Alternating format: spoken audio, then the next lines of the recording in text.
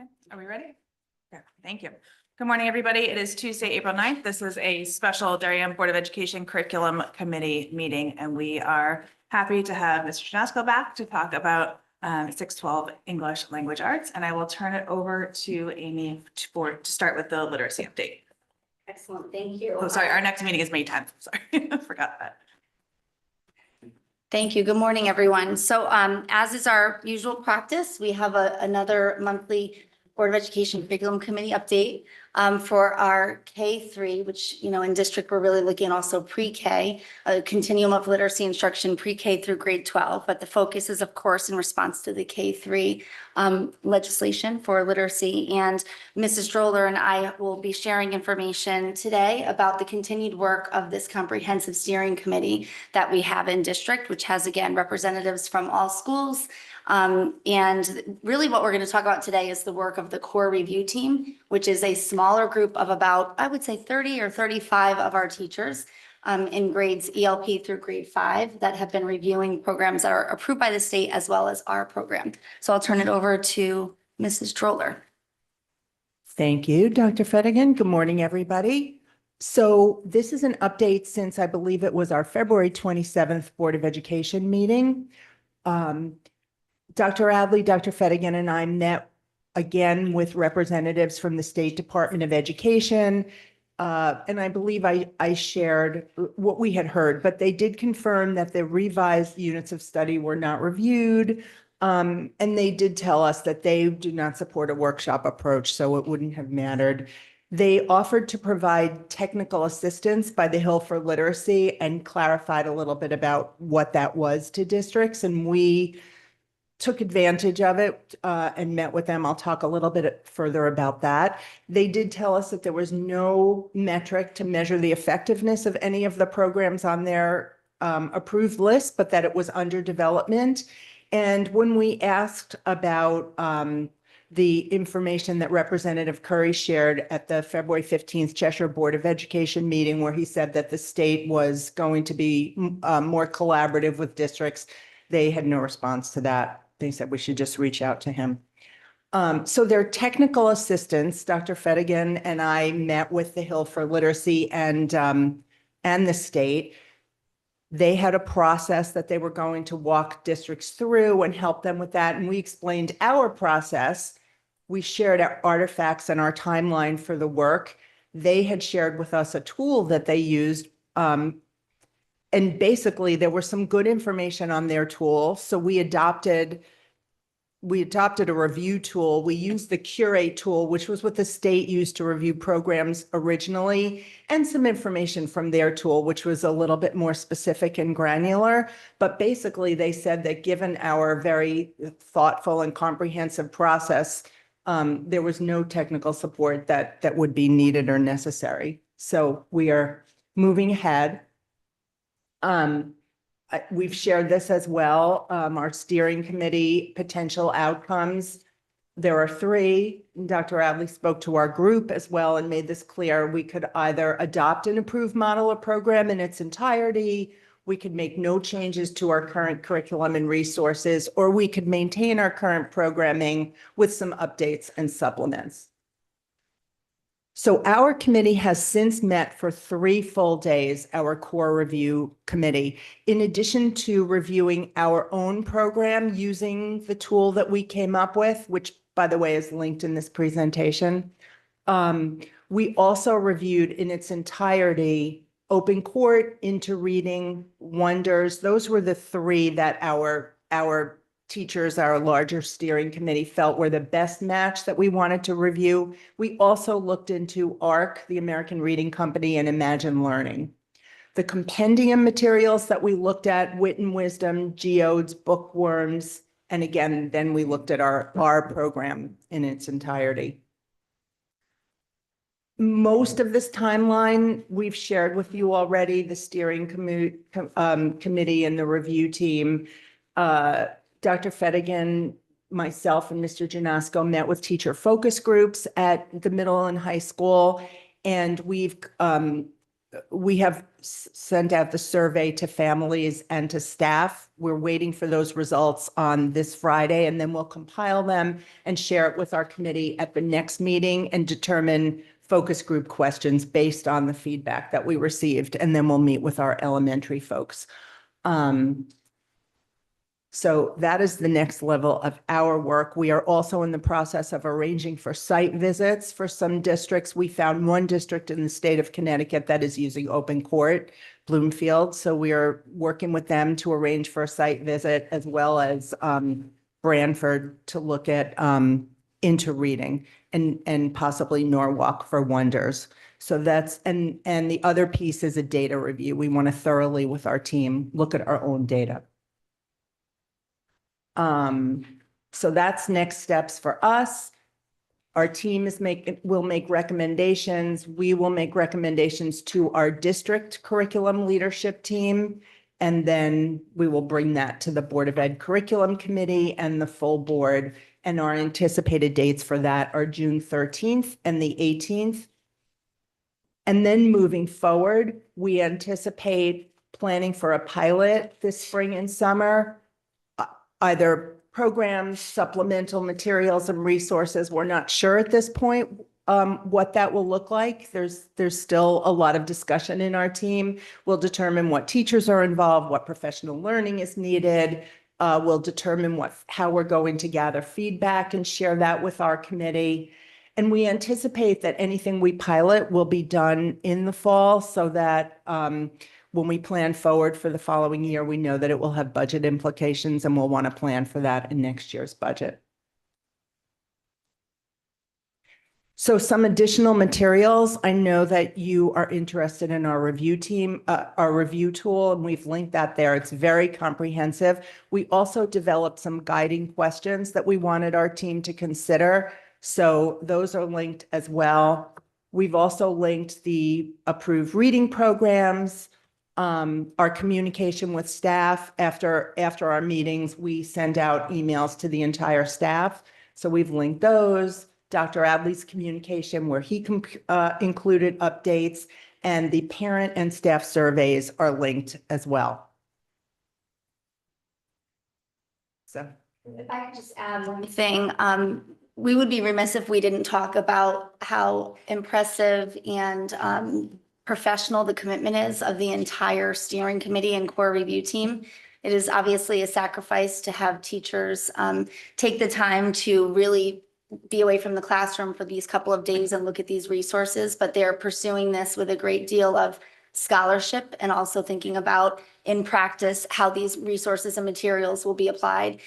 We likely will have some of the teachers ask and continue to ask if they can try a unit or a couple of the learning activities and experiences with their classes even this year to provide even more information. And when we talk about a pilot next year, to be clear, that would really be like, teachers implementing a unit. It's not like we're going to be piloting, right, an entirely different curriculum for a year for a given class. These will be just kind of snippets that would replace similar and parallel content that is already existing within the curriculum. Thank you for saying that about the team, because the conversation is very thoughtful and robust. And we have made it clear to people that we really value multiple perspectives and really going back and forth and looking at things from all different angles. And when we talk about curriculum, one of the things that you're always hearing us talk about is curriculum, instruction, assessment, and professional learning. And I'm confident that if you asked any of the teachers that are involved in this experience so far, they would talk about this as being a professional learning experience. I heard teachers commenting in our most recent gathering, so they were talking about, this is making me really think about my current instruction. So beyond even just the standards and the curriculum, talking about implementation. So the conversations, I agree with Mrs. Droller, have been very robust and have been a professional learning opportunity for teachers and administrators alike. Thank you. Thank you both. I was struck while I was looking through the comprehensive nature of that review tool it's a lot. It's a lot of work. So again, thank you to the people on the team and to yourselves who are really taking the time to delve deeply into this. I mean, I think it's pretty clear that we are not glossing over this issue. Since Mr. Janasco's here, I'm curious about the teacher focus groups and what the results, what you learned coming out of that. And was there anything coming out of that that you could glean that points us in a direction of where our kids need to be heading into secondary schools? I don't know. Something you didn't already know, or did you? I would say that one of the biggest things that we heard was that kids are not reading enough. And I'm not sure that all of the things, we certainly saw grammar and that we understand. We certainly saw, we heard vocabulary. Those were the two areas, but that just students don't read anymore by the time they get to high school was what we heard. They were talking about reading stamina. I agree with Mrs. Roller, vocabulary and grammar, and also writing, the ability to write coherently and for purpose. So, but Mr. Janosko, I mean, this was our opportunity to really hear from an elementary lens looking up. Mr. Right. Janosko typically hears about the secondary lens looking down. So I don't know if you want to add anything to that, Francis. One of the things that marked the high school conversation was, trying to move kids away from formulaic writing and into more authentic writing. But that's a typical high school point of view because, once a student gets to the high school, we're trying to push them away from some of the formulas. But, formulas are important for students as they develop their writing skills. So the feedback was great, I thought, and I hope that it was useful for, making decisions at the K through 3 level. The other thing I would just add is, I think, and correct me if I'm wrong, I think the staff at the secondary level appreciates being a part of the conversation because our 5th graders obviously become 6th through 12th graders. So it's really important to hear the perspective of what happens when kids move through the system and how there are learning progressions. And it strikes me that we really have to think about in our continuum of professional learning, ensuring that our staff at the elementary level sees what's ahead, and also that the secondary staff can have a deeper understanding of how literacy is taught at the elementary level. Not only because there is a population of our students that arrive not at grade level standard and expectation, but just so that they see and understand even greater what the literacy development looks like. Because as a secondary person, you're not really learning a lot typically about the science of reading and foundational literacy skills. So strengthening that continuum of learning progression for students, but also for our adult learners, for professional learning is very important and will continue to be. Katie. Thank you. Will we see the results of that survey? Yes, we will share the results of the survey and trend. The last I looked, I think we had only about 85 respondents. So this is a good plug for people who are watching. We do want the feedback, and we're hoping that we'll hear from as many staff and families as possible. So Great. Please encourage. Thank you. Just on that note, on the literacy survey, it was kind of embedded in a link in the weekly superintendent update, and the email subject just said superintendent update. So I do think, especially since this is spring break week, it would be really helpful to send out maybe a reminder with, please complete literacy survey to the parents, because I think that could have easily been missed. The principals are all resending it this week. Okay. And I think that the teachers also have been really encouraging their colleagues. So colleague to colleague, I think there's a very strong message. So that's also helpful. But thank you. That's a good idea. Push it out again. And then just one more thing, the feedback, I believe, was all kind of a free form text field. So how are you planning to incorporate that feedback? Because I think it'll be kind of difficult depending on how much response you get. I'm just interested from a data perspective. We were going to synthesize all of that feedback. It is a lot of work, but we feel like the open-ended questions will provide people just a much better opportunity to give us feedback. Okay. And so we'll code the data and we'll look for trends and patterns. So I've actually heard the opposite, that the open ending was caused people not to answer. Right. That, if they could choose, the efficiency, I think my kids are learning vocabulary from a 0 to a 10 or whatever, that would have had more people answer, because it would have been easier than having to formulate. It's a little daunting. Yeah. And if you don't really know what you're talking about, right? Like having, if you don't have a literacy background or not sure what the right answer is, I don't know. That's just feedback. I agree. I felt like the survey read more like drop a comment in, when you had something to say, as opposed to trying to get specific answers about things. I also noticed, and I think that we had talked about this at this table before, I noticed that absent from the survey was whether or not families were utilizing any resources outside the district, which I think is a key component to what is going on in our district in particular. I just had a follow-up. Someone made a comment about the amount of reading being done that was lower. Was there any insight into why that's happening? Are there less reading assignments being given, or is there something else? Nobody. I mean, I've brought this up before, but there used to be more of a structured silent reading that took place at the middle school. Certainly not at the high school, but there was more of a structured reading culture with reading expectations that was in place, 7, 8 years ago. And slowly, there's a lot of other initiatives and a lot of other things that we're trying to work on at the middle school. And the flex period has been taken over to do other kinds of things. So that's not the only thing. Certainly, there's a lot of things in the culture and in society that are taking eyes away from books and onto other devices. Yeah. So We've talked about that at the table before, that it's, people just don't read for fun anymore. Right. That's not their first go-to.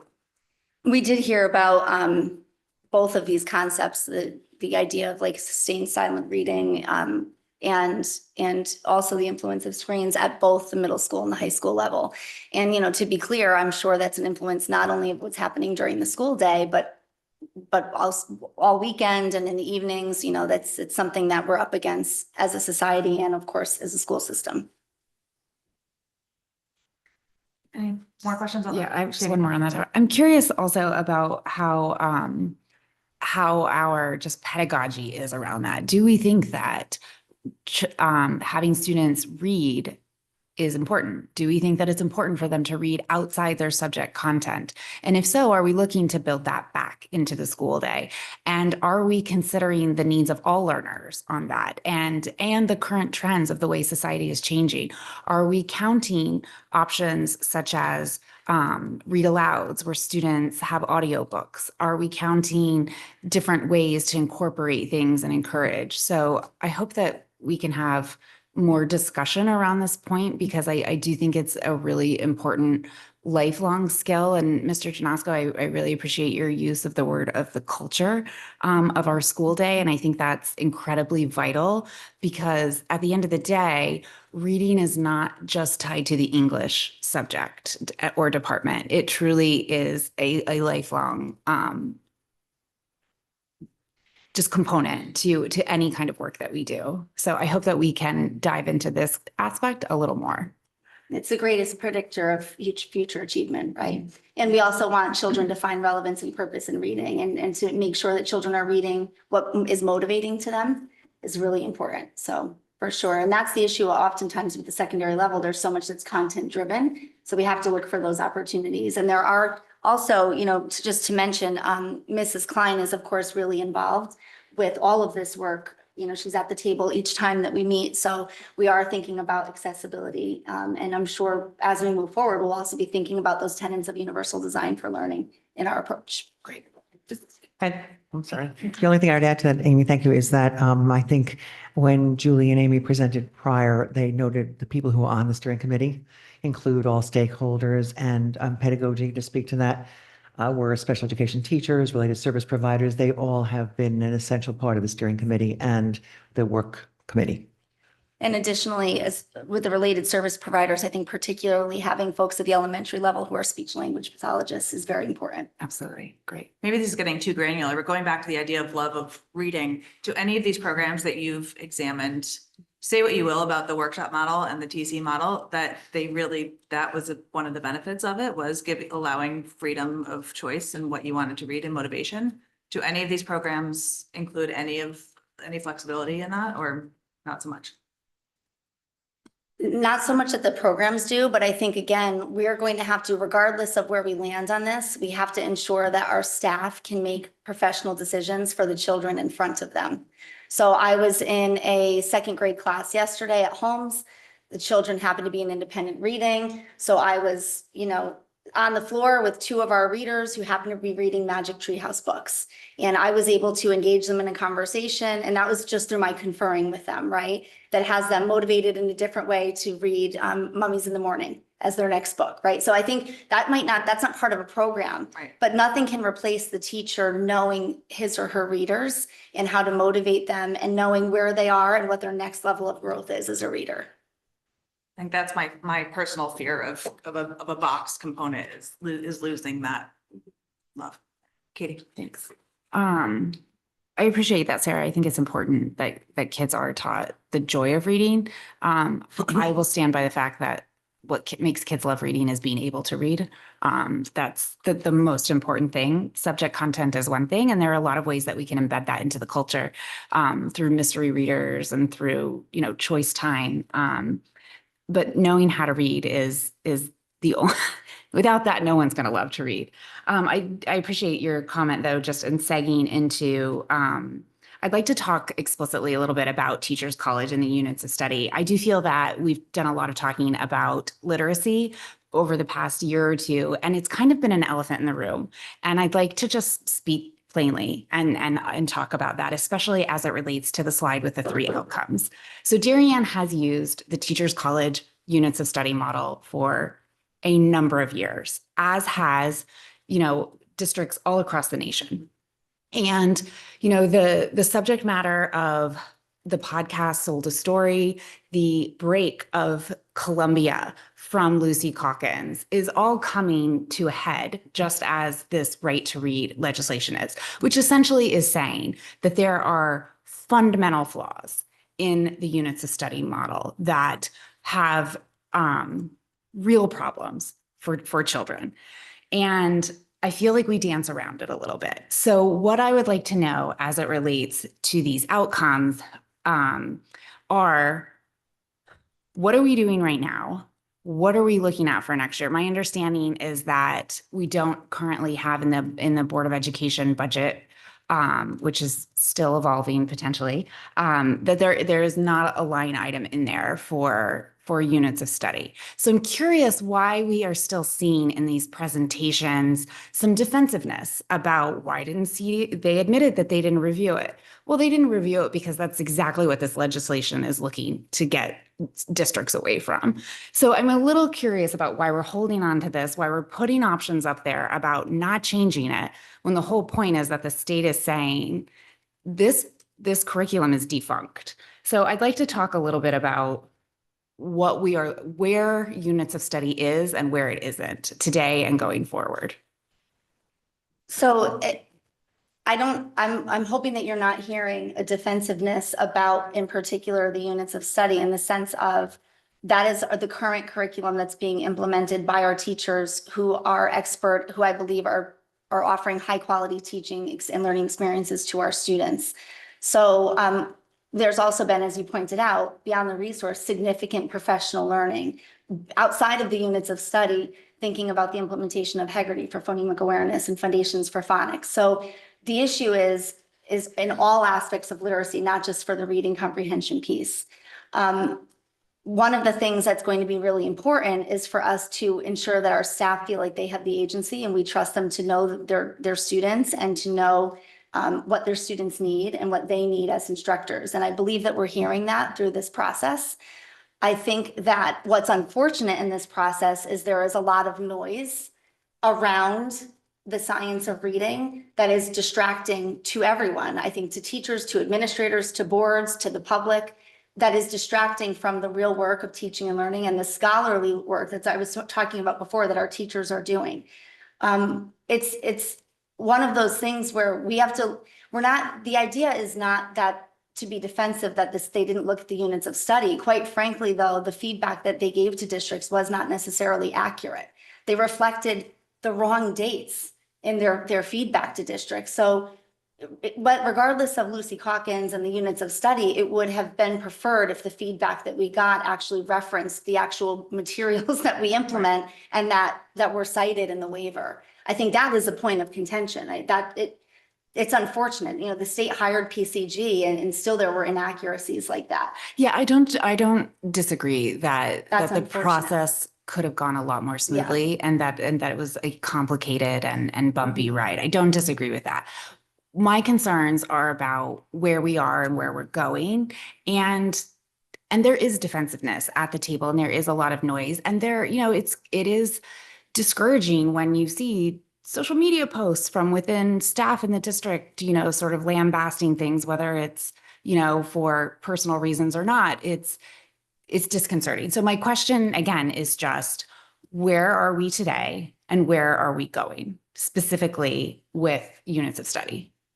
So as we've indicated, our program is one of the programs that we're evaluating and looking at, along with the others that are there. Dr. Adley could not have been more clear, and I don't think I could have been either, to let the staff know that the decision of how we move forward will come from this steering committee and this core review team. But is units of study part of that? It is part of it. So I hear that, right? And we have just over 40 of our staff members who know reading, actually, they're expert in the field of reading. I'll share with my discussion with them. Actually, I'll just give you a wee window into it, right? First of all, I want to recognize what they're doing, how they're doing it, how it's being led. It's an open process. It's an honest process. And I think I would think you know, Katie, that we have with the state, we have been as responsive to the state as we can be. We're also that sort of tight and loose, pushing back a little bit just on process, but also looking for their assistance along the way. And we've been collaborating with them. I think the board should feel good about that, actually, that we just haven't been a noise to them. And they, but to some degree, have been more helpful lately as we moved along. I will tell you this, at that particular recent meeting I was at there of the steering committee, I wanted to see what they would say for all the staff in terms of like where they think all the staff would be and how they're responding to the needs of all the staff. And I asked them what they thought about that. And they said that one of their biggest concerns is that we go through all of this and we don't do anything. Well, I wanted to reassure them, if you come out as the experts in this, tell us, we have always said our greatest attribute here, except for our children, is the expertise of our staff, right? The competence of our staff, and that we would lean on our staff. We're leaning on the staff right now in the area of reading to come back with the recommendation. And I can assure you, if they say we're going to do something and do something different, well, we're not going to just stick to what we're doing. That's not going to happen. And I think they feel and understand that, and have been empowered to actually make those changes. Well, I'm glad to hear that. I appreciate that. I do feel the need to say that I'm not concerned about our staff. Our teachers are wonderful. I have had children, you know, in the district for a long time, and I've had a lot of conversations about reading. And I'm thrilled that you're engaging with the staff because, you know, Teachers College and units of study has been a conversation well before it was, you know, widely discussed in the nation. And, you know, from my perspective, I have heard a lot of frustrations, and I know that the district has been looking, you know, at supplementing areas of deficiency, right? That's why we have foundations. That's why we have Haggerty. Yeah. However, you know, our high school didn't have the benefit of that, right? So it does take a long time for those things to be implemented, and we do have students that grow up through that. So I am very encouraged that the staff is part of this. I just hope that that we are doing what we're saying, and that's that we're listening to them and the ones in the classroom. Yeah. I would just add, just in terms of the areas of deficiency that Katie alluded to, whether they're real or perceived, it would be great as we're getting that report back to the board to understand what were those areas of deficiencies that were identified, reviewed, looked at, and what changes, if any, are being made to address those areas of deficiency. I look forward to seeing the review tool and like what everybody comes back with and where you think we can strengthen our program. So thank you. For sure. And again, Katie, just to reinforce, the reason why this has been so valuable is exactly because of that conversation. That's why I think the staff would say that this has been a professional learning experience, because we're really thinking very, very critically about resources and practice, both, and aligning those to student learning outcomes. Okay, let's move on to our next topic, the 6-12 ELA. Mr. Janosko. Just quickly, are you all going to be able to see the slide deck? It's going to have some information that. Yeah, it goes up there. Oh, okay, perfect. Okay, well, it's a pleasure to be here this morning, to share some of the great work that we are doing 6-12 in English and some of our ideas. I'm going to hop right in and get into some of the three areas of instructional focus that have marked our year: differentiation, generative AI, and academic vocabulary. While we have done work in the past on differentiating assignments and assessments, this year we focused on differentiation through grouping, specifically according to student learner profiles, student interest, and especially student readiness, or how ready an individual student is to learn a given concept or skill. I led PD on this for the middle school and the high school. English teachers, I have observed many teachers using the strategies and the grouping techniques in their lessons. Continued growth in differentiation is going to be critical for some of the ideas that I'm going to share with you in just a little bit. I would say, in my opinion, no group of teachers in the district has had more experience with generative AI models than our 6-12 English teachers. This has been a point of emphasis all year, as we have been exploring different types of AI technologies in the classroom and reflecting about it, especially about if or where this technology fits into the student writing process and our writing instruction. I have led PD in meetings on the topic. Our staff developer has brought a great deal of expertise on the subject to our middle school team, and we have a 6-12 expertise group that has been learning about and implementing it all year. And we are in the early stages of identifying key examples of academic vocabulary words that transfer beyond more than one lesson, but to a host of academic situations, including the terms embedded in our state tests. Academic vocabulary is only one of the 4 components of a framework for comprehensive vocabulary instruction, but I believe it is the most strategic place to start our process for improving our collective practice in this area.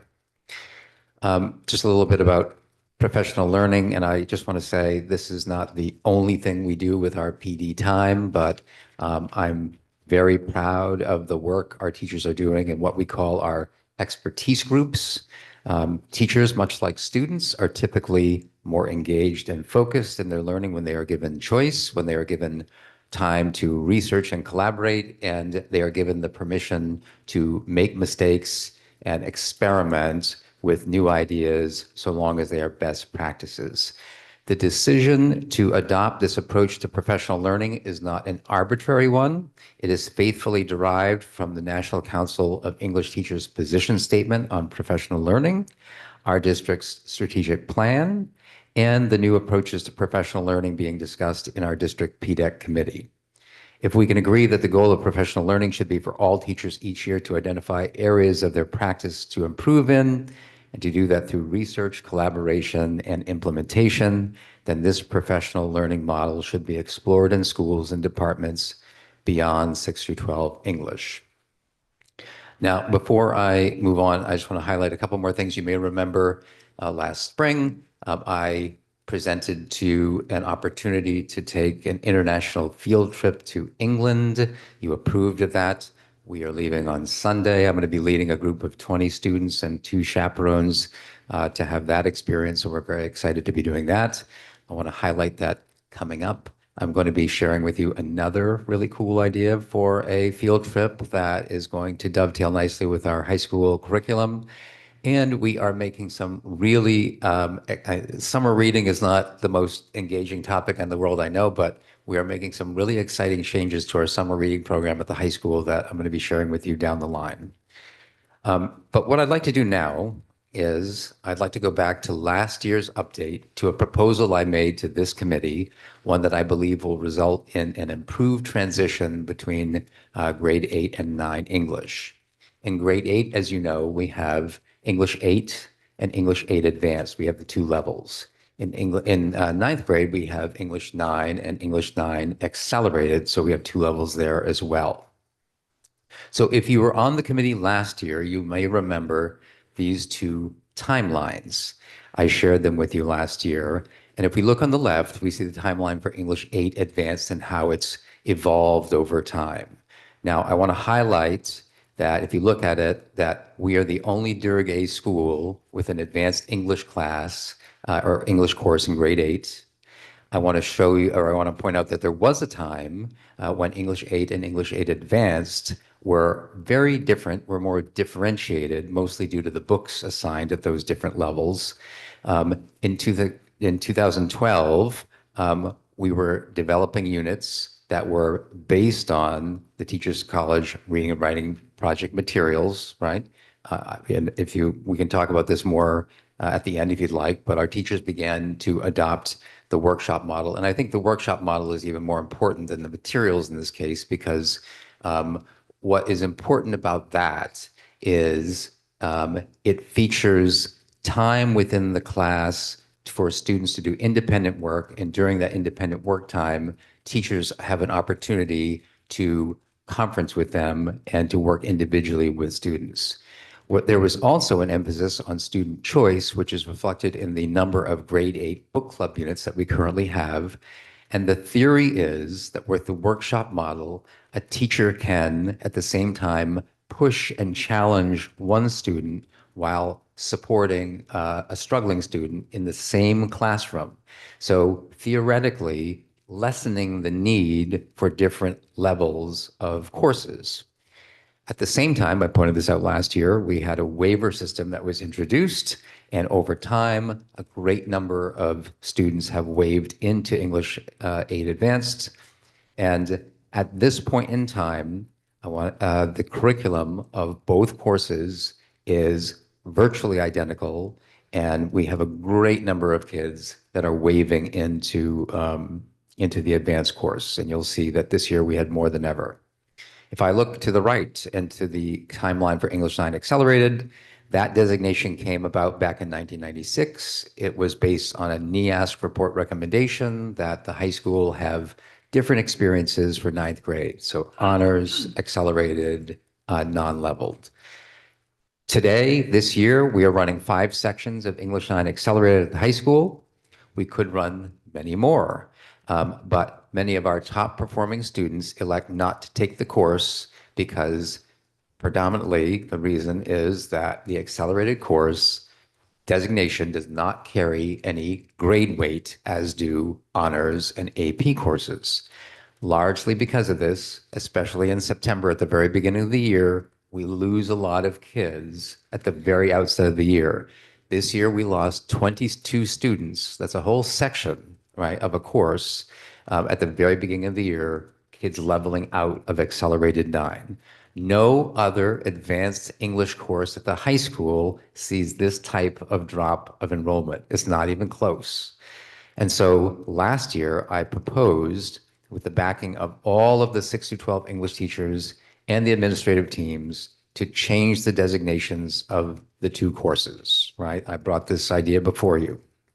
Now, this slide is from last year's presentation, so don't get caught up on the dates and everything there, but that was what we did last year. And so, in the aftermath of my proposal and sharing this with you last year, it set off a series of discussions and formal meetings at both schools this year, and a wide range of district leaders participated in those discussions. And you can see listed on this slide are 3 major meetings that we had over the course of this year, and there were many smaller meetings that we had discussing this as well. So the plan that I'm presenting to you today reflects the best thinking of the district, and it represents all parties.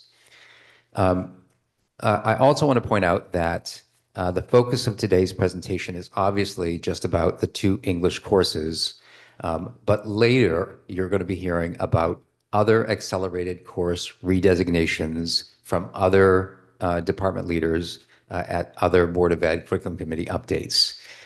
Though the situation in English is quite different from those situations, our thinking today is that this presentation will help to set up those other presentations that you'll see later on, okay? On this slide, you can see that there are 3 courses at the high school that will be affected by this redesignation, the 2 accelerated courses. So ours represents the 3rd accelerated course at the high school, and then Western Civ would also be something that would be moving toward levels in this new world. And then just to make sure that we can see that at the 8th grade level, English 8 is not the only level course. Math has 4 levels at the 8th grade level. And I want to point out that, I'm not a math guy here, but I'm sure there are good reasons for having math levels at the 8th grade level. And this has nothing to do with those levels at the 8th grade in 8th grade. Okay. So I want to take a deeper dive into the 2 courses today, and I want to frame our rationale for redesignating them by thinking about pathways for students in English and at which grade level those pathways should be introduced. So to set the stage for thinking about those pathways, I want to take you inside our present practices. So to place 7th graders in English 8 Advanced, we use 3 criteria from the middle of the year. We use the Degrees of Reading Power, or DRP, assessment. We have a writing benchmark writing assessment that our teachers administer, and then they calibrate together and they score together. And then we have a half-year grade in English, okay? So I'm going to show, and so students need to earn qualifying scores in 2 out of those 3 criteria to be placed in English 8 Advanced. Now, here is a breakdown of the performance trends for the past 6 years.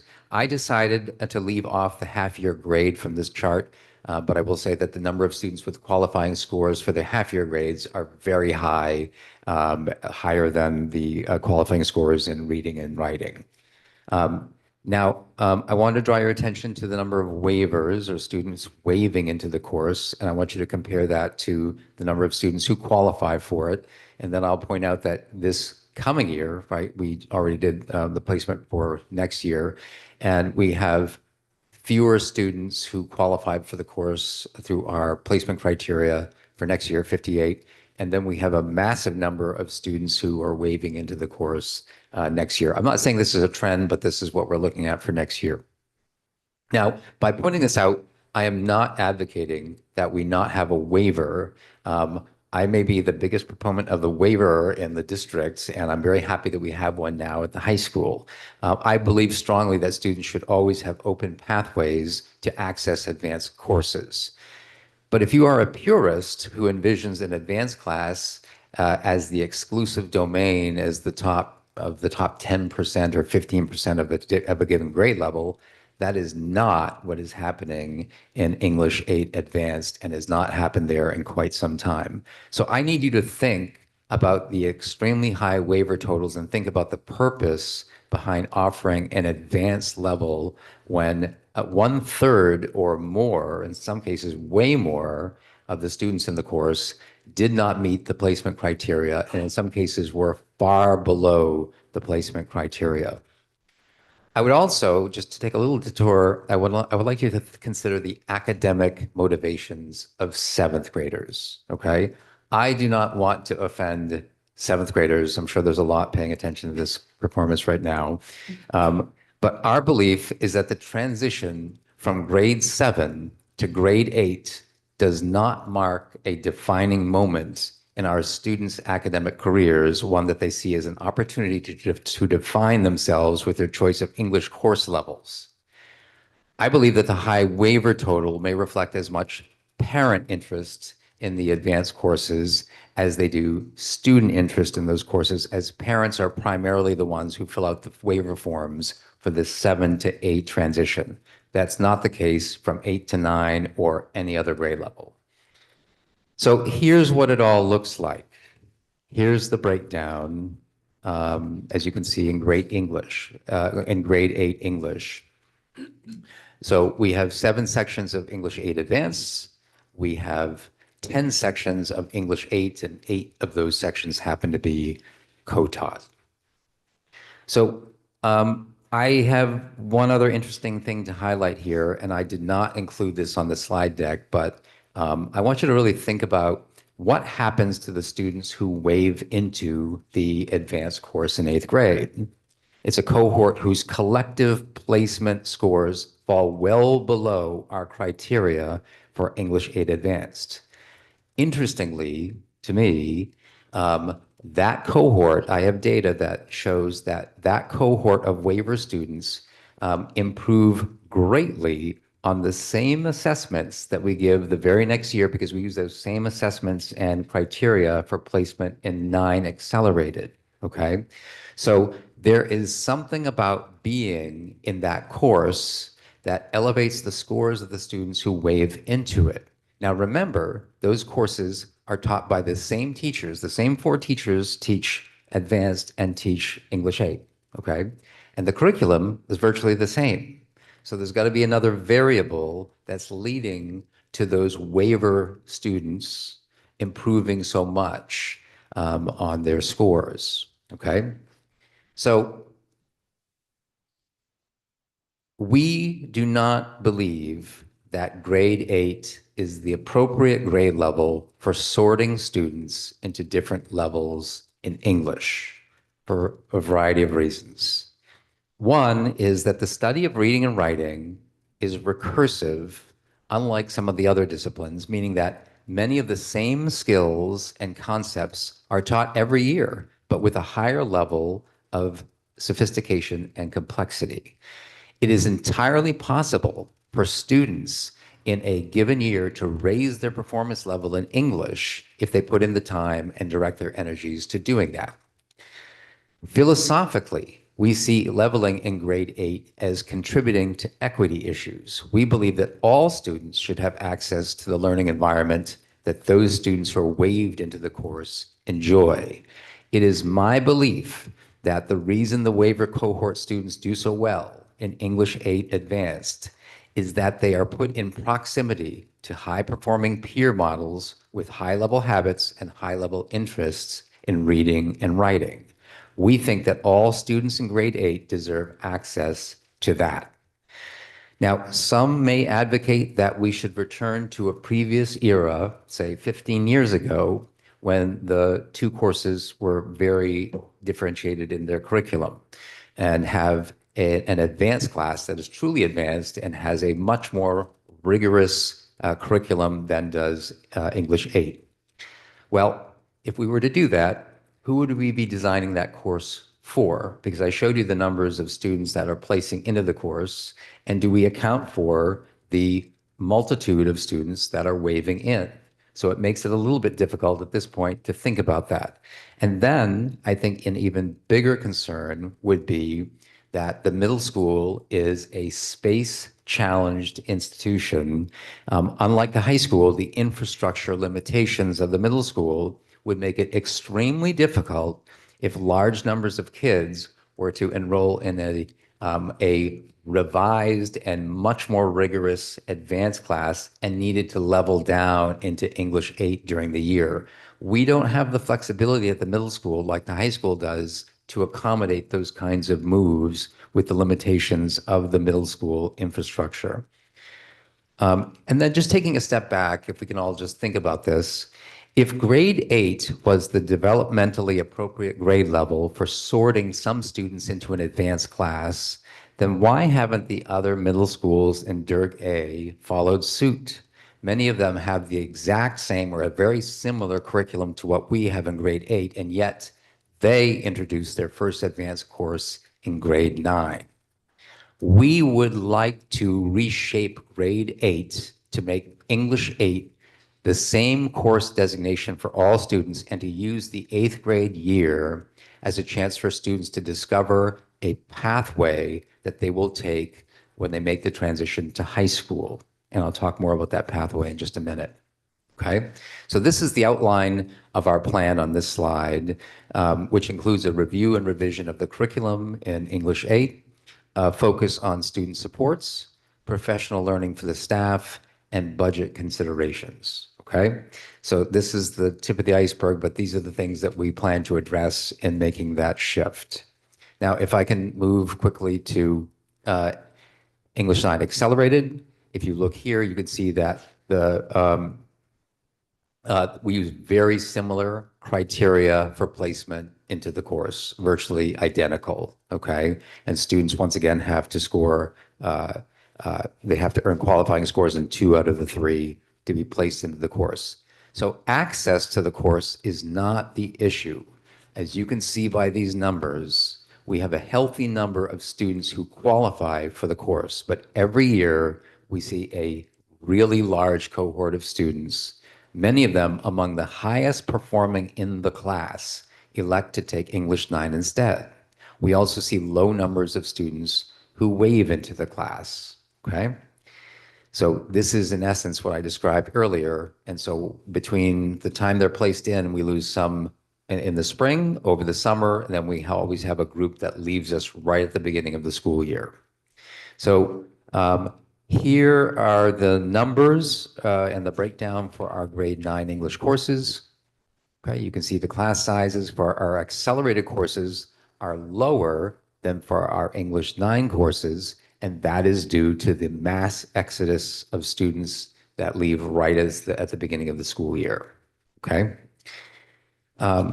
Now, every student who levels down from English 9 accelerated is lucky to be required to have a meeting with me. And because those students need my signature on a form. And when I have that meeting, I use logic, I use reason, I make emotional appeals to try to get them to stick with the course, hang in there, and everything's going to pay off over the year. Once in a great while, I will persuade a student to stay in the course, but that is not typical. Their minds are usually made up. It's very transactional. They will tell me, right, in this exit interview, let's call it, that they would stay in the course if they receive the grade boost. Now, to me, that doesn't make sense, okay? It does in a way, but it really doesn't. I don't completely understand the thinking because that course is designed to prepare kids for English 10 honors the very next year, which of course does have the grade boost that every student seems to want, okay? But that is the predominant thinking of 9th graders when they leave the course, and so it is very real. It is very real, and it's very hard to contend with. So as you look to our proposed plan for redesigning the course that's on this slide, you'll see that it's very similar in design to what we plan to do with English 8 if we are approved. One item I want you to notice is the need to revise the placement criteria. One of our thoughts here is to add a nonfiction reading assessment and a literary reading assessment to help us distinguish potential pathways for students. And the purpose for doing those 2 pathways is this, because these are the 2 pathways I really want you to think about, and we want our kids to think about, right? As one of our goals to redesignate the courses is to better shape these pathways for students. We want to introduce them in English 8 and guide students through them at each subsequent grade level. And the 2 pathways I want to share with you are our 2 AP courses. We have 2 AP courses in English, AP Lit, and AP Lang. I want you to think of AP Lit as more of an art appreciation course, one designed for those students who truly have a passion for reading, a passion for writing, and a passion for interpreting imaginative literature, poetry, drama, fiction. Think of AP Lang, on the other hand, as a course with a nonfiction emphasis, one where students are asked to study writing techniques that have different persuasive effects on a reading audience. It's a quite different conceived course. They're very great courses. They're very high level. They're college level experiences. We love both of these courses, okay? And we would love to create experiences in English 8, English 9, and a new English 9 honors course that would make these pathways clearer for students so they could make choices based on their reading dispositions and tastes and not on grade weighting. We would love to develop a placement process in grade 8 so that students can successfully discover a personal pathway in English. Some of our less literary students, those who love nonfiction, might set their sights on a pathway that eventually leads to AP Lang. Some may set their sights on a pathway that leads to AP Lit. And some may set their sights on a pathway that includes both courses, okay? But what we love to do is use English 8 as the start of that pathway. And it's perfect for it, really, because it features some very strong nonfiction units as well as units that veer into the literary. So we see it as a perfect opportunity to start to lay the groundwork for these pathways that students will encounter when they make the transition to the high school. Okay? So I'm going to share a timeline with you, right? If this is approved, we've already completed course registration for next year. These proposed changes are meant for the 25-26 academic year. I can't believe I'm talking about that year so far out. This gives us an entire year to research, to revise, and to plan. I would say it's critical that our team of teachers, drawn from both grade 8 and grade 9, start the process this June, as the target to complete much of the work would be in February before students register for the classes. Again, this proposed plan represents the thinking of our team of district leaders, as well as our 6 to 12 English teachers. I am confident that you can see in it a commitment to shaping a path for success for all of our students in English. Thank you, and if you have questions, I welcome them now. Thank you, Francis. I think I appreciate all the detail and I appreciate the data and the numbers. Can you talk a little bit about how the number of kids waving in is it's astonishing to me, honestly.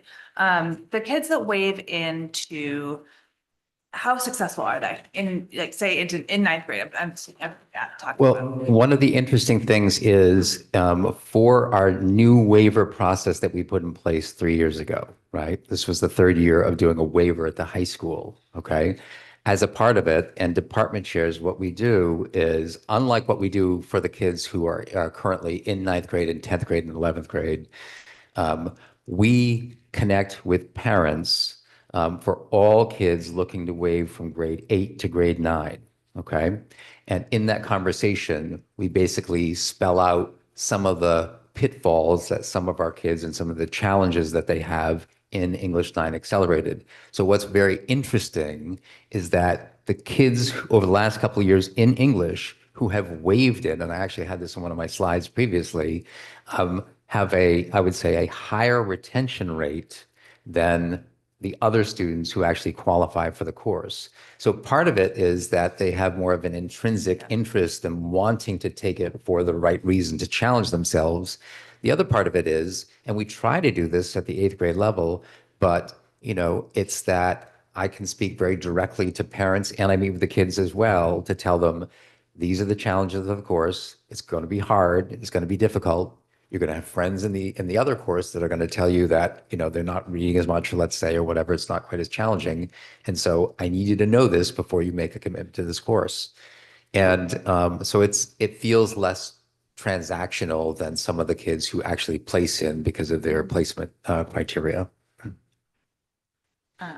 Question, Robin? I have a few questions. First of all, in getting rid of the 8th grade accelerated or advanced course. Yes. How would you envision that the placement criteria for placement into ninth grade honors English would work? And I'm specifically thinking about, because I know you're talking about differentiated instruction, challenge projects, different assessments for different levels of students within the same 8th grade English class.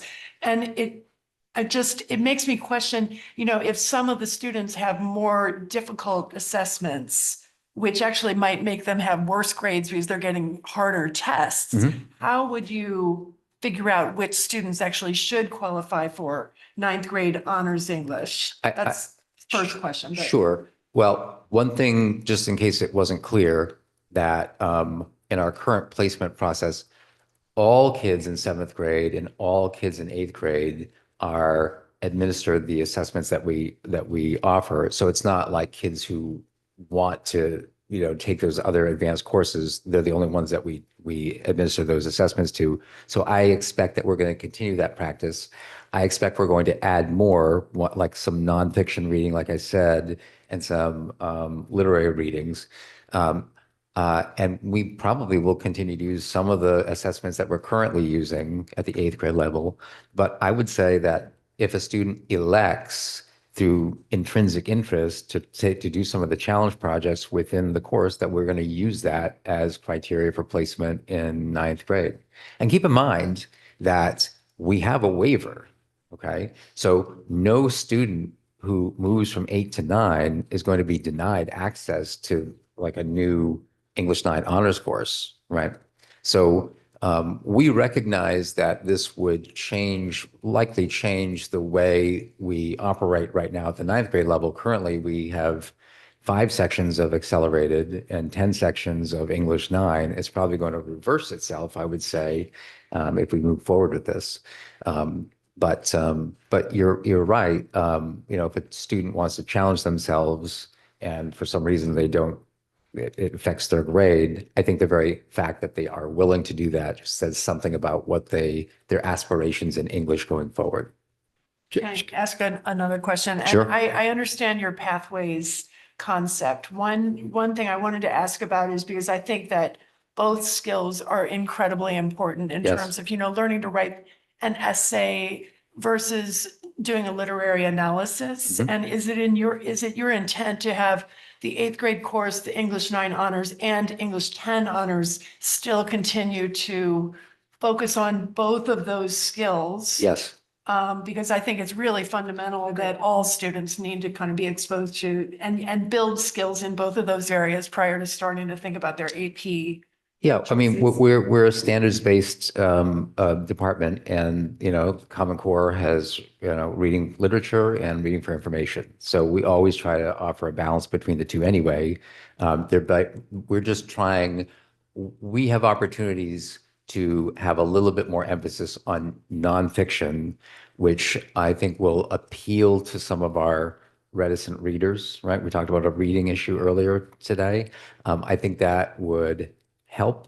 One of the things I mentioned earlier is that we're doing some new things with summer reading at the high school. One of the things was we're adding some nonfiction options for summer reading that we're hoping will pay off with some of our readers.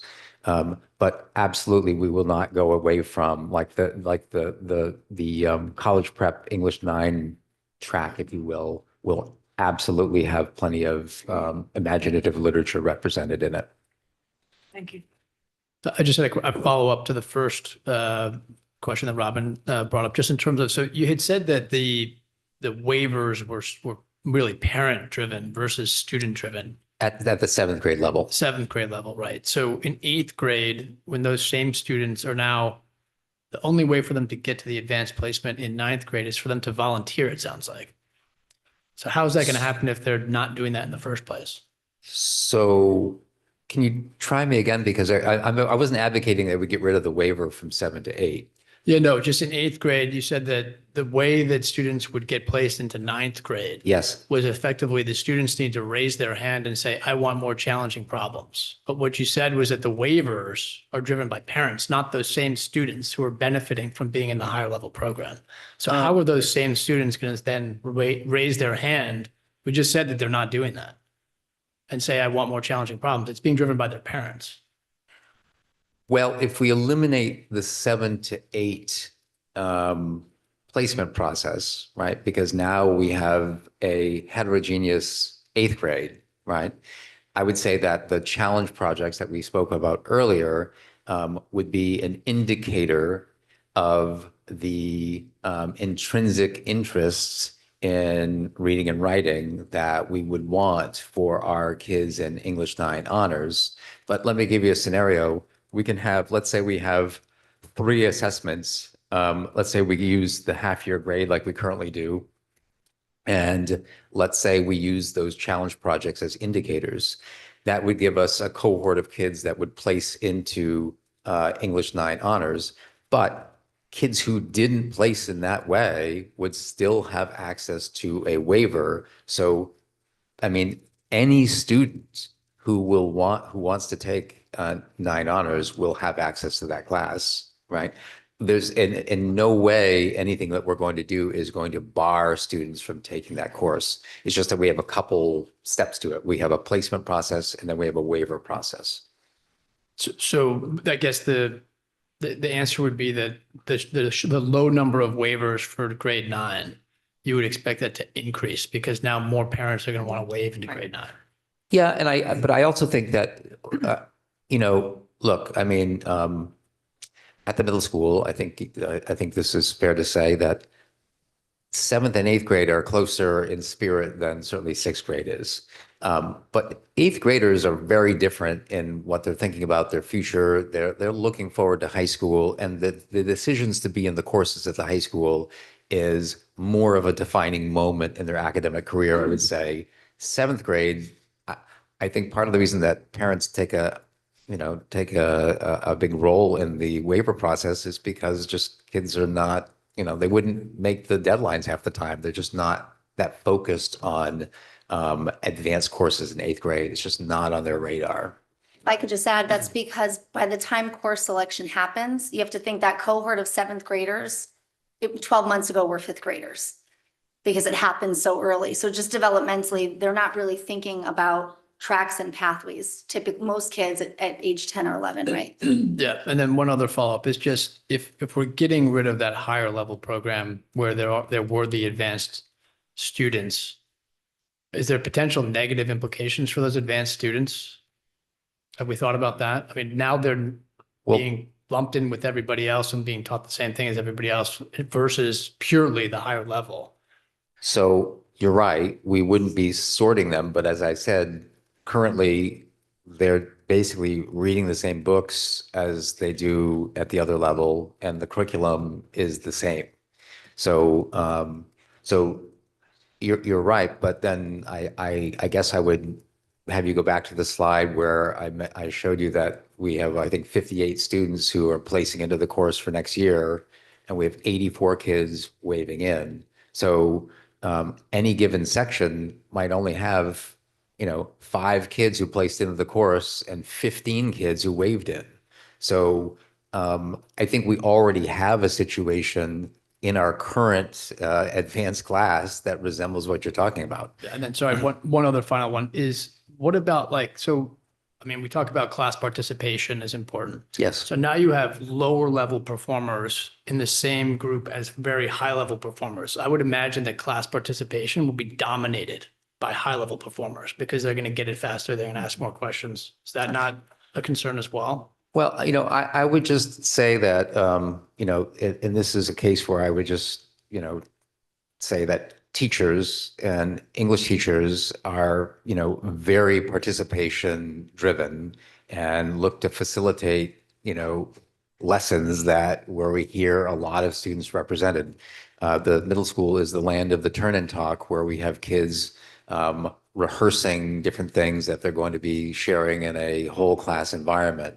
So I'm very confident in the teachers at the middle school that they wouldn't have this kind of thing emerge. And once again, depending on the kids in a given class right now at the 8th grade level, we could have what you're talking about right now. I mean, it's the number of kids who waive into 8th grade advance is such a great number that we could have, a very small number of kids dominate the conversation right now. But our teachers are very skilled at facilitating conversations.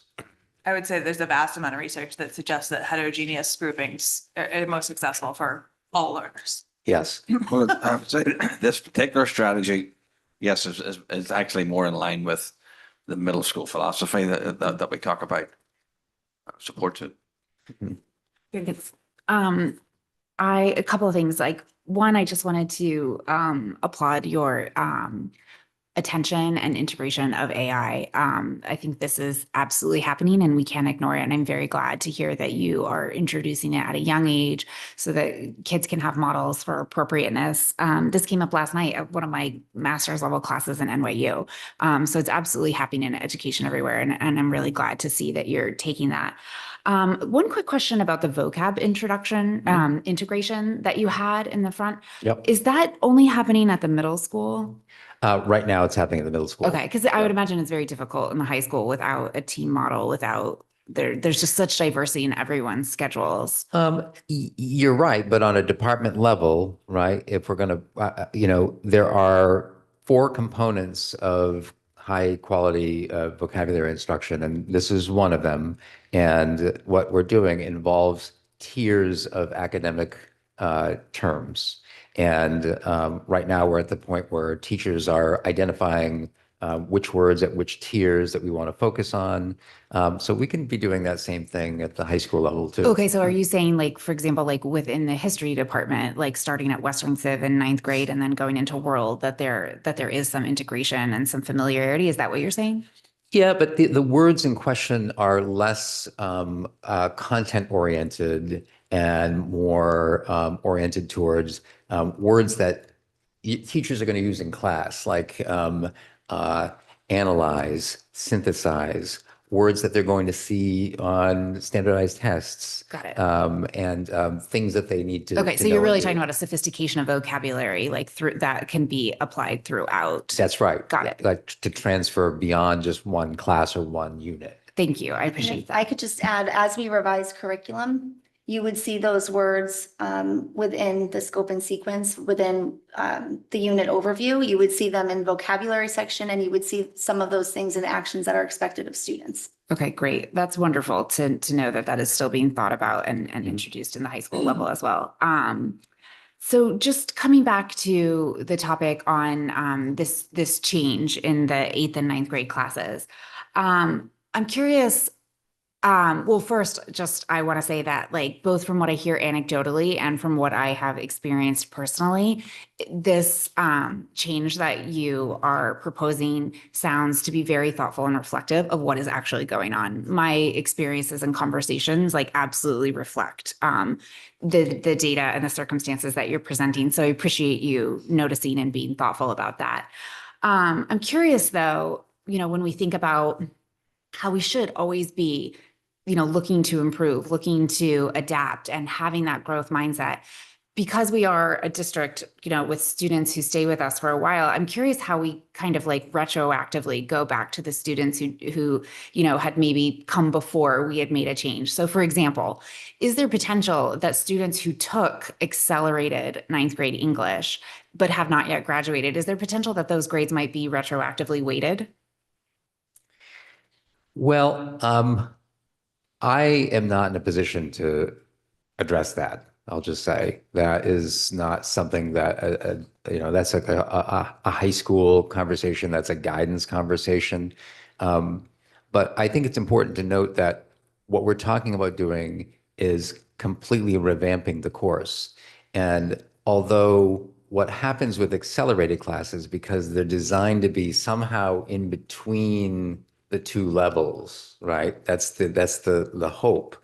They tend to gravitate toward what you would call the honors level because there's nothing above it to compare it to, and it's just naturally what happens. But technically, it's not an honors level course, okay?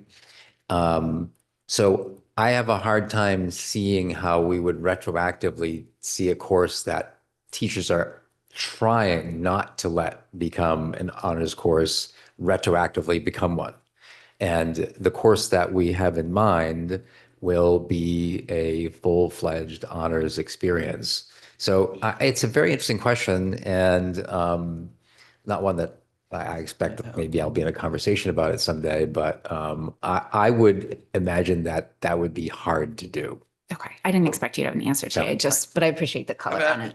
I would think the answer to that is no, to be honest with you, because you would even have a scenario where some of the kids who stepped out of the course at the high school, right? The advanced course at the high school, because they knew that it wasn't, and then now to come retroactively, it wouldn't be even fair to them, but anyway, So then one other question about the changes between the two. Yep. I'm curious if you could speak just a little bit about how writing factors into these classes and potentially even maybe how we kind of think about and tie that to some of the changes that we're discussing at the elementary level as well. You know, just coming back to some of the things that came out of the survey that we discussed today and really thinking holistically about literacy in Darien.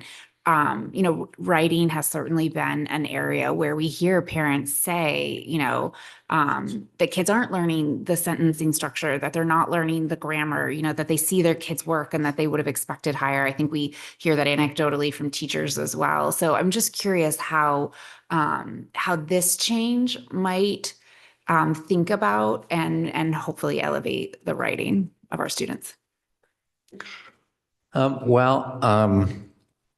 It's hard to predict exactly how this change is going to affect writing, but I will say that, and this kind of bubbled up at the beginning of this event, in that in the focus groups, some of the teachers at the high school were addressing writing, and again and again, it comes back to trying to have students break free of formulaic writing that is more like a list, and like as if they're checking off a box rather than, you know, having something to say and saying it well.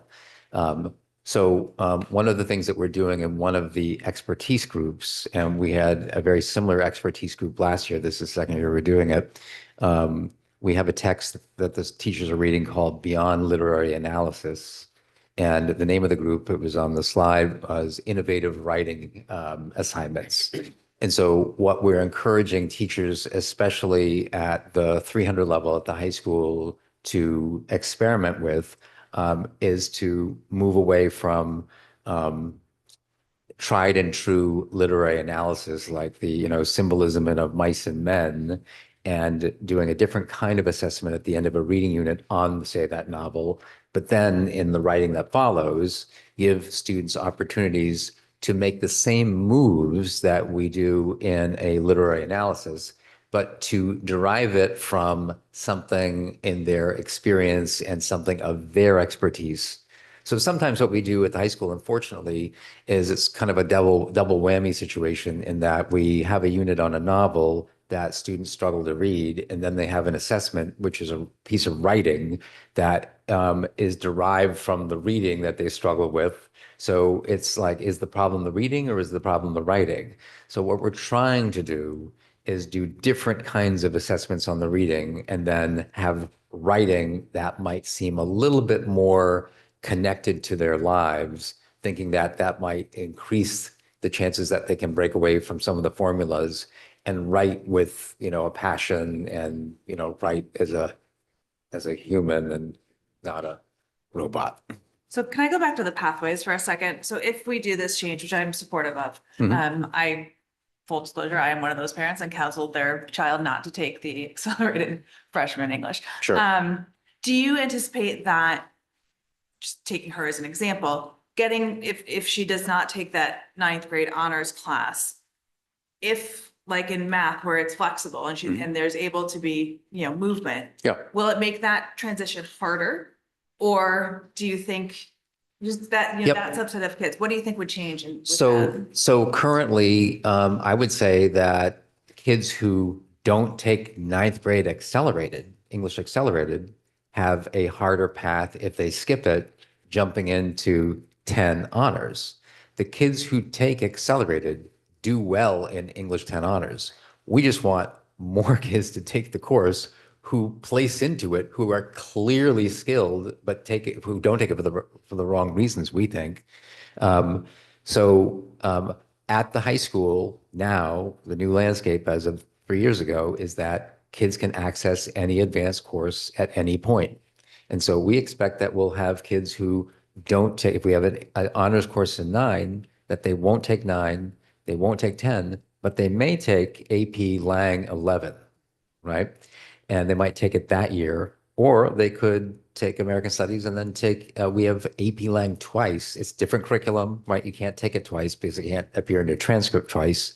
But it's just, we have a couple opportunities for kids to challenge themselves Yeah, for I'm just that curious course. of the differential between the ninth accelerated and the ninth honors. If that differential makes them make that jump even harder if they want to do that in 10th grade. Yeah. Many kids are very successful who did not take accelerated and do take honors 10. But we do have kids who struggle that, it's my thinking that they probably would have benefited from a rigorous ninth grade course. And we have students who are not in an accelerated 8th grade course for science because we don't offer it, who opt to take an honors level in science in 9th grade and do really well. I have a couple questions. First of all, just getting back to the writing question, and this to me is a lot about grammar as well. Are we anticipating, and I don't know what the plan is right now, to better incorporate grammar teaching throughout middle school? But as we redesign the 8th grade English course, I know, back when I was in 8th grade, we literally had a grammar book in 8th grade and we were diagramming sentences, and that was the structure and what we learned so we could be really excellent writers going into high school. I don't know if there's some kind of element of within the curriculum, how we're thinking about doing that. That's my first question. Then the second question is, you had referenced in the presentation that there would be a wider range of student skills taking English 9 honors. And therefore we need to kind of differentiate groupings and everything else. And to me, I just want to get a little more clarity on that, because I would think if students are placing into English 9 honors, it really should be the level of kids who should be in that course. And I would think that the curriculum and the instruction would be assuming that all of the students are at that level. So those are just two separate questions. So the second question first is that when I was talking about differentiating and coming up with, different strategies for working with different levels of kids, that is 8th grade I'm talking about, Oh, not okay. 9th grade. As far as writing and grammar, I guess I'll date myself and say, yeah, my English experience when I was in high school involved, diagramming sentences and all that. And I would just say that we all have fond memories of that. And many of my colleagues at the high school will take out their Warner's copy and say, oh, those are the days. But the truth of it is that they went on to become English teachers, and English teachers, it's a kind of a strange path that brings you to English teaching. And if you were to go back in time and look around you, I think you would see a lot of people with their eyes glazed over next to you, and maybe you had a special disposition towards sentence diagramming that not many other kids had. The research shows that kids learn grammar when it is pointed out in conferencing within their own writing. Okay. So a lot of rote grammar instruction has kind of gone away. My first year in doing this, we had a year-long study of grammar, and we looked at research and we talked about different practices. And I'll just say that it may not look like we have a systematic way that we're doing grammar, but a lot of the kinds of things that maybe we experienced back in the day, things do improve over time. We may perceive it has worked with us, and I do think it worked for me, but I don't think it works for all students, and certainly the research doesn't bear it out. Okay. I will say too that at the 6th grade level, we have integrated a more systematic approach to grammar, thinking about the kids making the transition from elementary. So that is 1 grade level, because we have a special writing course, right? At the 6th grade level, we have writing and reading. So we have more flexibility to do more grammar instruction at that level. So we're always looking for ways to improve and ways to do this. But oftentimes some of the practices that we encountered back in the old days, such as memorize these 20 vocab words and we're going to quiz you on it because they're going to be in this novel. There's no vocabulary acquisition through that act. It's all short-term memory. No research bears that out as a teaching practice worth doing, right? But, some teachers sometimes do it because they had it happen to them when they were in school. But so we're trying to work with the research. We're trying to do things the right way. Writing is a point of emphasis, and we can do better, but we're we're working on it all the time. Dr. Adler. Yes, thank you. And I'll ask this question because I think you can deal with it, right? I know you can. But the middle school, right? So you just succinctly here for people because it sort of puts it on the table a little bit. The philosophy for not having the advanced course because of the philosophy of the middle school, essentially, right? Yes. How would you want parents and staff and boards to understand? Well, here you're laying on another level of competitiveness right early in ninth grade with this particular course and another honors course to it. I just for balance purposes, right? So is the question like, are we, Well, we're increasing the competitiveness, we're increasing the pressure on the kids I now see, in I ninth see. grade, potentially. And that's all I'm asking. potentially, I will say, just speaking for English, okay? My goal is not to increase the number of kids in grade 9 advanced English courses, such as an English 9 honors course. My only goal is to give kids a choice so they can follow their intrinsic interest and make good choices. So right now, for the past almost 30 years, we have had a system at the high school which tremendously favors science, right? We have honors biology, and it's the only honors course. So when you talk to kids that place into these courses and you get an understanding of what they do, they're in honors bio, right? They're in an advanced math. It may not say honors, but they're in an advanced math.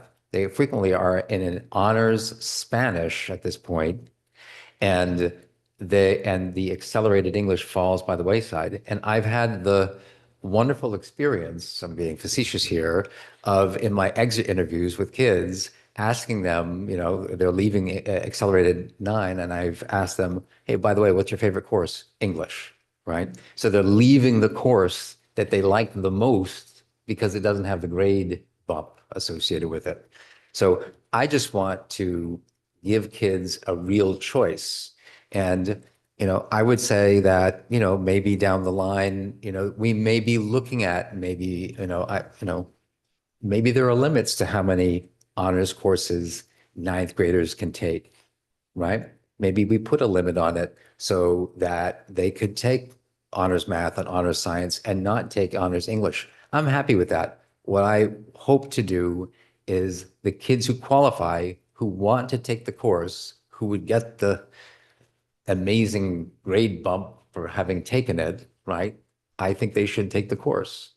Thank you. So to be clear, the course itself is not changing. It's just No, No, it's no, we'll change it it. is. Yes. Ninth So grade it's going to class. be, Yep. the ninth grade class will become a different class, a Yes. harder Yes. class. Okay. Yes. Katie. Sorry, just one final point. I just want to say that I think that what you just said ties very much to the first presentation that we had today.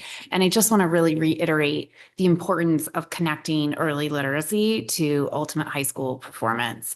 I think that we need to be looking at all aspects, right? Like, what is the rigor that we are expecting of our high school students, and in their writing? How are we seeing things like grammar instruction come out to play? And, if we're not doing that explicit rote diagramming of sentence and practicing, are we confident that everyone is getting revised papers, right? Where they have to go back and see, because I'll tell you anecdotally, I hear quite often looking at a paper, like, my red lines are everywhere. And it's like, no, my teachers don't care about that. They don't care about that, right? There's no question that we have been very, very content focused for a long time in this district, and less so about explicit systematic grammar. So I would and there's a million other points that I could make, but I know we're going on quite a while here. So I would just, again, say that I think it's very important for us to look at what did our students start with and where did they end, and how are we supporting them throughout.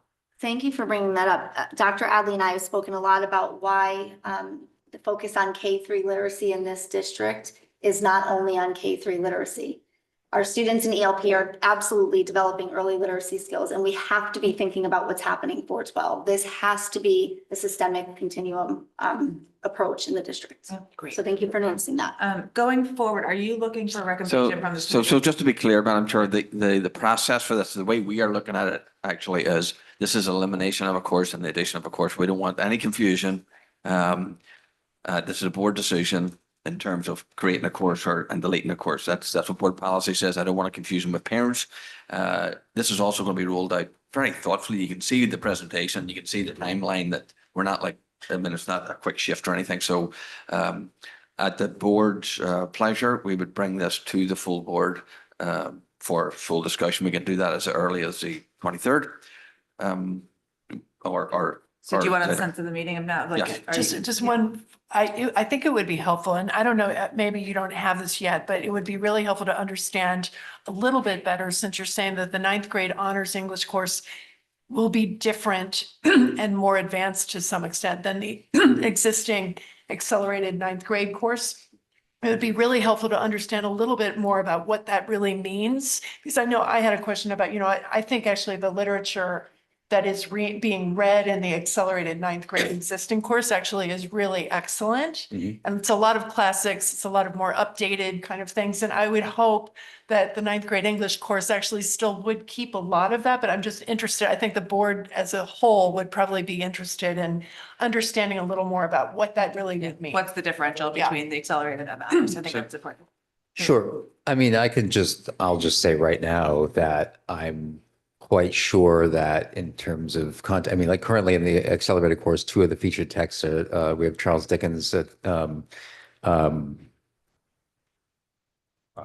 Great Expectations, thank you. Please love that one. And the Odyssey, right? And I think there's maybe a disposition toward the classics in that course anyway. I don't expect a radical change in the content of it. But I do think that we'll take a long look at maybe just in all of our courses, thinking about nonfiction. I think we'll be thinking about our assignments. We'll be thinking about the theme of the course. But I don't expect that we're going to throw all of the books away that we currently do. So we can include a little bit about that. I would recommend that with the board's understanding here at the table, if we're going to make it for the 23rd, that's fine. I would only put it on for the board for discussion. There's no need to rush this in case parents want to come and have a discussion or otherwise. So it would just be put on for discussion. Yes. I need to just point out one thing though. This literature in England trip, we return on the 23rd. Oh, I'll just okay. say. So if the flight's on time, I'm happy Okay, to well, just maybe we'll defer. hang out in We'll do it. Darien for a couple hours and go Well, to the as I board say, We'll meeting. put it on in rush. May. We have discussed this. Yeah. What if you're in the airport? Yeah, yeah. No, I mean, I'll do my best if that's what has to We'll put it happen. on in May. Yeah. I will just, I am in support of this. But I'm in support, and I was a parent who said, don't take the English class because it's, Yeah. and kids who are actually in 8th grade, many of them, to your point, might be taking 3 honors courses as a Yes. 9th grader. Yeah. And so they do have to make that call, but I think having that as an actual honors course will hopefully guide some students to say, you know what, I really love English and I do want to do And this. that was exactly the conversation with my in our own family. Like, it's not her passion. So if it's not your passion, why are you going to put yourself out there for no benefit? Her words, not mine. Yeah. Yep, I've Yeah, heard that I'm sure before. you have. Katie, are you good? You're good with it? Greg? I like the English 9 adjustment. I do think when presenting the board, similar to what Robin said in English 8, for the 8th grade changes, just exactly understanding how that would work, I think would be really helpful to just be very clear. Now you've got more people in the classroom, how exactly are they going to be differentiated versus not? And actually, just on that point, the challenge projects, the only concern I have is that if it's really optional, my fear would be that kids aren't going to want to do it. Mhm. Whereas if it's maybe offered as, here's an extra credit opportunity and you can show your skills. Unfortunately, I hate to say it, but that actually would probably incent kids who really are more advanced to kind of say, oh, you know what, I can actually When really you show bring this myself. back, I think there will be a concern that, Greg shared it earlier, that those kids that are ready for more challenge may not receive that challenge. So if you can Yeah. prove that that will not be the case, that would be helpful. Okay. All right. We good? Okay, moving on to public comment. Good morning. If there's anybody in person who would like to participate in public comment, please come to the podium. If anybody online would like to participate, please use the raised hand icon. We have no raised hands at this time. Motion to adjourn. Katie, seconded by Robin, all in favor?